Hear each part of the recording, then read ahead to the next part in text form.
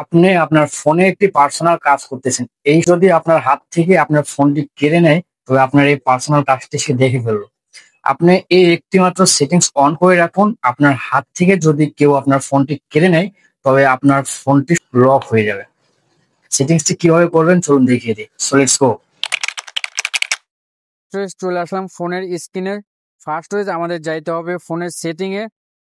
এখন নিচে স্ক্রল করলে এইখানে গুগল দেখতে পাবো, এই গুগলে ট্যাপ করতে হবে।